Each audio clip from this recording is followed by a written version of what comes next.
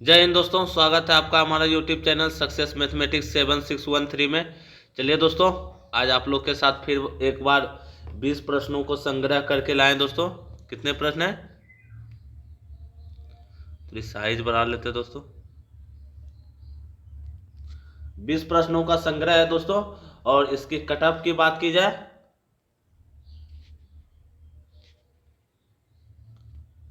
Cut off जो रखा गया है दोस्तों 14 प्लस रखा गया है दोस्तों। 14 से कम आपका 14 आना चाहिए, अधिक की से अधिक का कोई सीमा नहीं है दोस्तों। तो चलिए दोस्तों, आज शुरुआत करते हैं पहले प्रश्न से।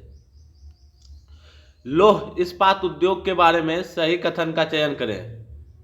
ऑप्शन ए, देश में पहला लौह इस्पात कारखाना 1874 ईस्वी में स्थापित किया गया था। ऑप्शन बी, पहले लौह इस्पात कारखाना बंगाल आयरन वर्कर्स के नाम से स्थापित किया गया था। ऑप्शन सी, बंगाल सरकार ने इसे अधिग्रहण करके बंगाल आयरन वर्कर्स रखा। Option D, all. चलिए दोस्तों, आप लोग सही जवाब दीजिए, इसका क्या आंसर होगा।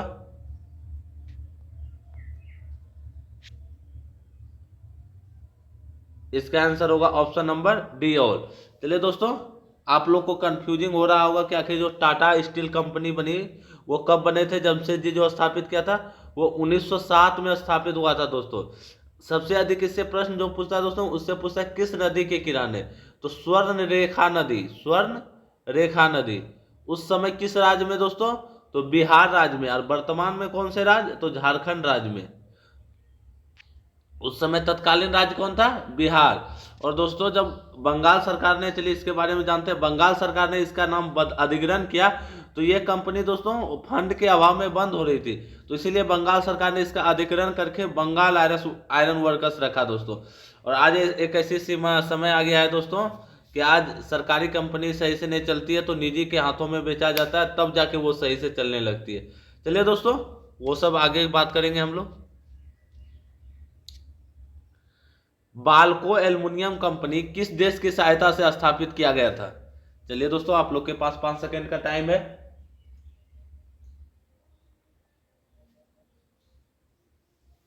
इसका आंसर होगा ऑप्शन नंबर ए, तत्कालीन सोवियत संघ, यूएसएसआर। चलिए दोस्तों, आगे बढ़ते प्रश्न संख्या 3। देश के पहले रेलवे इंजन थॉमसन को कहां संरक्षित किया गया है। चलिए दोस्तों, आप लोग के सामने ऑप्शन है, बताइए। इसका आंसर होगा आईआईटी रुड़की। चलिए दोस्तों, प्रश्न संख्या 4 पे चलते हैं। दक्षिण पूर्व मध्य रेलवे का मुख्यालय कहां है।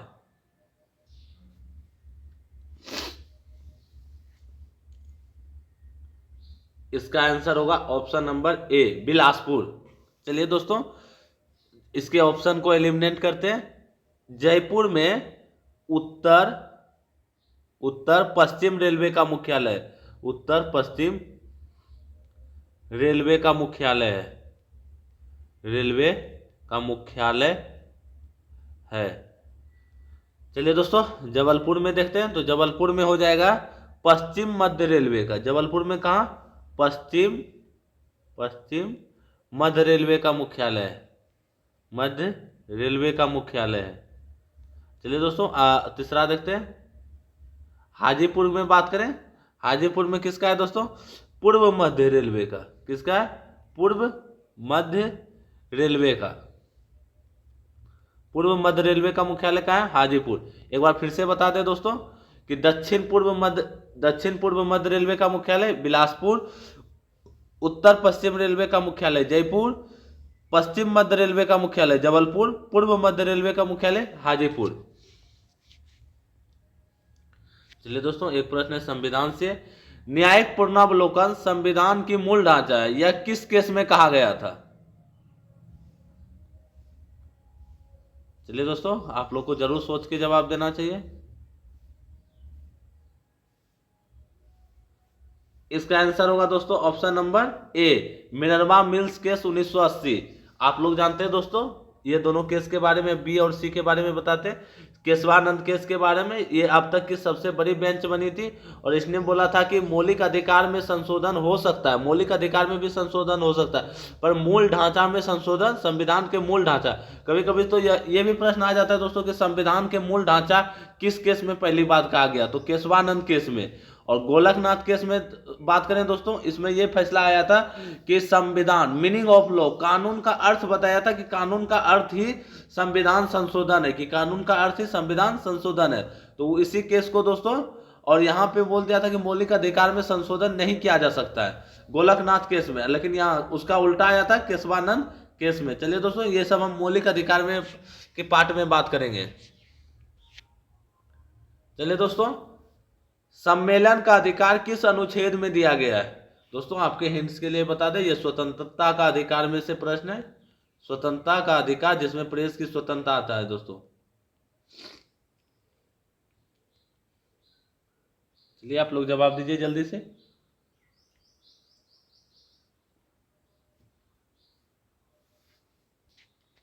चलिए दोस्तों, इसका आंसर बताते हैं। इसका आंसर होगा ऑप्शन नंबर ए, 19 का बी। चलिए दोस्तों आगे बढ़ते हैं। मौलिक कर्तव्य के बारे में सही कथन का चयन करें। बताइए दोस्तों, इसमें से कौन सा सही है, कौन सा गलत है?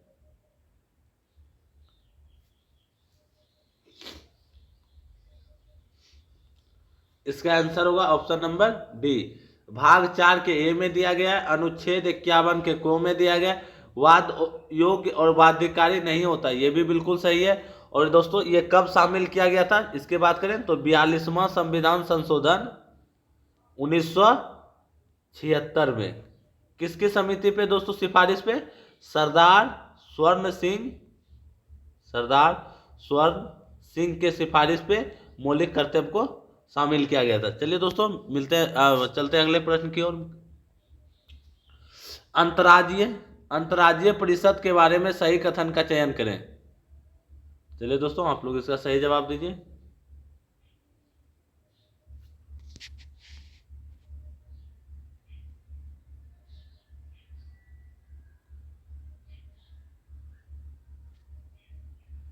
चलिए दोस्तों, आप लोग को थोड़ी बड़ी दिख रहा होगा। इसका आंसर होगा ऑप्शन नंबर डी, ऑल। अनुच्छेद 263 के तहत राष्ट्रपति लोकहित में अंतर्राज्यीय परिषद का गठन करता है, बिल्कुल सही है। अंतर्राज्यीय परिषद का अध्यक्ष प्रधानमंत्री होते हैं, बिल्कुल सही है। कभी कभी प्रश्न ये भी आएगा दोस्तों कि पहला अंतर्राज्यीय परिषद का अध्यक्ष कौन बने थे, तो पहला अंतर्राज्यीय परिषद कब का गठन, कब, अगर जब हुआ होगा उस समय के प्रधानमंत्री ही बनेंगे। चलिए दोस्तों, इनका मुख्य कार्य राज्य के बीच का विवाद जो उत्पन्न होता है उनकी जांच करना और उन पर सलाह देना। और ऑप्शन नंबर डी, तो सही कथन पूछा है दोस्तों, तो इसका नंबर आंसर होगा डी, अर्थात सभी सही है। मुख्य चुनाव आयुक्त का कार्यकाल कितने वर्ष का होता है? दोस्तों ये प्रश्न दोस्तों प्रीवियस ईयर से, और ऑप्शन में दोस्तों खाली डी में चेंज किया गया, बाकी बात सब यही है दोस्तों। इसका आंसर होगा ऑप्शन नंबर सी, 6 वर्ष या 65 वर्ष की आयु तक जो पहले हो, ना कि अलग अलग 6 वर्ष कार्य, अगर 65 साल पूरा जाएगा तो वो 6 वर्ष का कार्यकाल नहीं पूरा कर पाएगा, और 6 साल का कार्यकाल पूरा हो जाएगा तो वो 65 वर्ष की आयु नहीं पूरा कर सकेगा। इसलिए आंसर होगा 6 वर्ष या 65 वर्ष की आयु जो पहले हो। चलिए दोस्तों, इसका ऑप्शन थोड़ा आगे पीछे हो गया। चुनाव आयुक्त में मतभेद की स्थिति में निर्णय कैसे लिया जाता है? ऑप्शन ए बहुमत द्वारा, ऑप्शन बी, थोड़ी सी इसको छोटा कर दें दोस्तों तो आपको एक ही स्लाइड पे दिख जाएगा। चलिए दोस्तों, अब आप लोग को एक ही स्लाइड पे दिख रहा होगा। चुनाव आयुक्त में मतभेद की स्थिति में निर्णय कैसे लिया जाता है? ऑप्शन ए बहुमत द्वारा, सर्वोच्च न्यायालय द्वारा, उच्चतम न्यायालय द्वारा, ऑप्शन डी ऑल, सभी। चलिए दोस्तों आप लोग सही जवाब दीजिए। इसका आंसर होगा ऑप्शन नंबर ए, बहुमत द्वारा।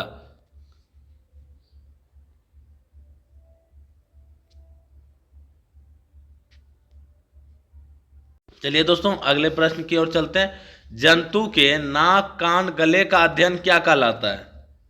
दोस्तों अभी हम लोग का यहाँ से ध्यान हट गया दोस्तों अध्ययन से, इसलिए प्रश्न दोस्तों यहीं से अब उठ के आने लगा है। और इस बार दोस्तों देखिए ना, कोई भी एग्जाम में एक ही साथ हमारे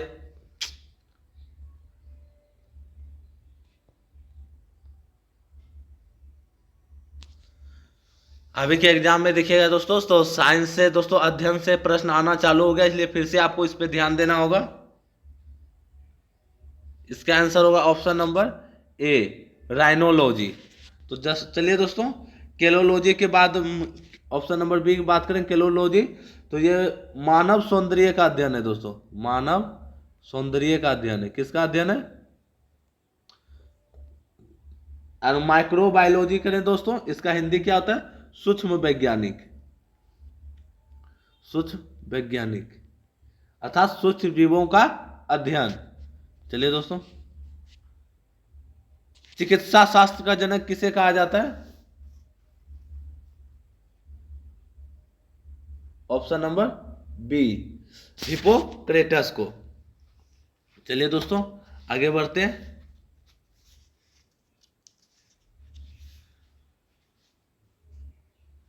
जीवधारी के वर्गीकरण का जनक किसे कहा जाता है?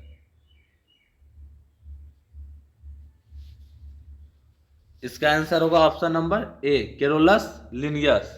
चलिए दोस्तों आगे बढ़ते हैं। नई औद्योगिक नीति की घोषणा कब हुई थी?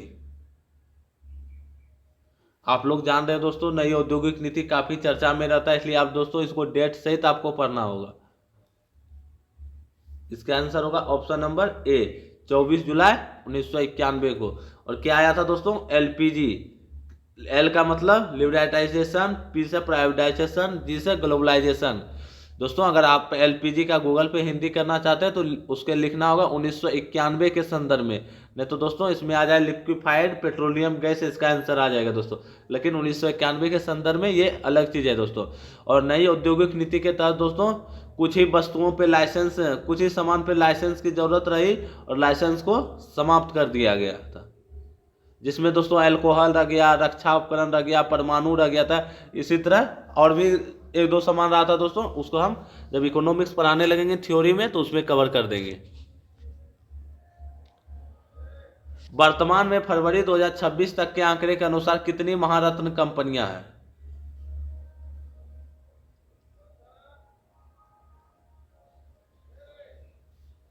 इसका आंसर होगा ऑप्शन नंबर ए, 14। चलिए दोस्तों, काफी चर्चा में मेक इन इंडिया रहता है, तो इससे आप जवाब देने की कोशिश कीजिए। मेक इन इंडिया कार्यक्रम के बारे में सही कथन का चयन करें। दोस्तों आप लोग सही जवाब दीजिए, इसका क्या होगा?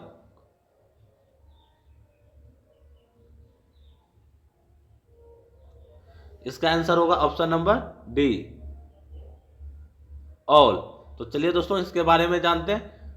विश्व को पसंदीदा मैन्युफैक्चरिंग हब बनाने और औद्योगिक विकास की गति को तेज करने के लिए मेक इन इंडिया कार्यक्रम शुरू किया गया था। किस लिए दोस्तों? मैन्युफैक्चरिंग हब बनाने के लिए और औद्योगिक विकास करने के लिए। इस कार्यक्रम की शुरुआत किसने किया था? 25 सितंबर 2014 को नरेंद्र मोदी जी ने किया था। इसका लोग प्रतीक क्या दोस्तों? कोगस से बने शेर है। कौन सा शेर? कोगस से बने शेर है। और मेक इन इंडिया की बात करें दोस्तों तो हम लोग को यही 3 को फैक्ट याद करके रखना है, और उससे अगर प्रश्न आएगा तो हम लोग बना सकते हैं। चलिए दोस्तों आगे बढ़ते हैं। अर्थशास्त्र चुनाव का विज्ञान है, यह कथन किसका है? इसका आंसर है ऑप्शन नंबर ए, रॉबिन्स। चलिए दोस्तों, रॉबिन्स जी का और भी कई कथन है। यह तो है ये अर्थशास्त्र चुनाव का विज्ञान है। और दूसरा बात करें तो इसने कहा था कि अर्थशास्त्र वास्तविक विज्ञान है। अर्थशास्त्र वास्तविक विज्ञान है, वास्तविक विज्ञान है। चलिए दोस्तों अगली स्लाइड पे चलते हैं, इसलिए इस बार कलर को चेंज करते हैं थोड़ा। उसके बाद एक कथन इनकी का, रॉबिन्स जी का और है, अर्थशास्त्र का कार्य विश्लेषण करना है, निंदा करना नहीं है। मतलब अर्थशास्त्र का करना है कि कोई भी कार्य को विश्लेषण करना है, निंदा नहीं करना है। और मार्शल जी का कथन क्या था? क्या ये अर्थशास्त्र आदर्श विज्ञान है। अर्थशास्त्र ये वास्तविक है दोस्तों, आपके पास अर्थ है तो आप कुछ कर सकते हैं, अगर अर्थ नहीं है, अर्थशास्त्र आदर्श विज्ञान है।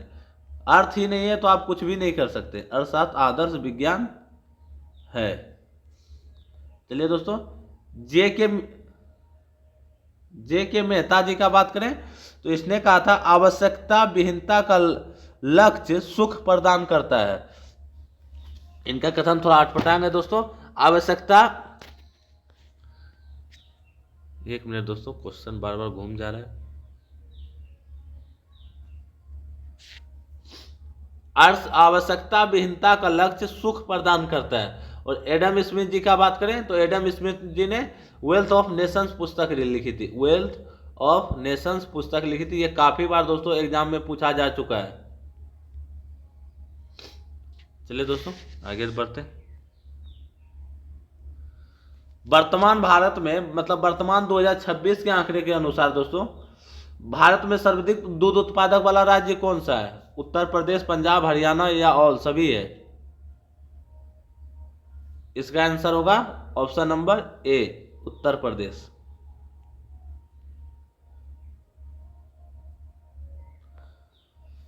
दाल उत्पादन में भारत का कौन सा स्थान है? चलिए दोस्तों आप लोग जवाब दीजिए इसका। इसका आंसर होगा ऑप्शन नंबर ए, यानी पहला स्थान है दोस्तों। दाल उत्पादन में भारत का कौन सा स्थान, अर्थात विश्व में कौन सा स्थान है दोस्तों। चलिए दोस्तों अगला प्रश्न है, कृषि को उद्योग का दर्जा देने वाला प्रथम राज्य कौन सा है? इसका आंसर होगा ऑप्शन नंबर बी दोस्तों, बिहार नहीं है, सिर्फ कौन है? महाराष्ट्र। चलिए दोस्तों आपको इसी तरह के 20 प्रश्नों को प्रतिदिन सॉल्व करनी चाहिए, ताकि अगर दोस्तों 15 दिन भी अगर महीने में आप सॉल्व किए तो 15 दूनी 300 से 400 क्वेश्चन आपको सॉल्व करने के लिए मिल जाएगा दोस्तों। तो चलिए दोस्तों मिलते हैं अगले वीडियो में, तब तक रखिए अपना ख्याल। जय हिंद, जय भारत, वंदे मातरम।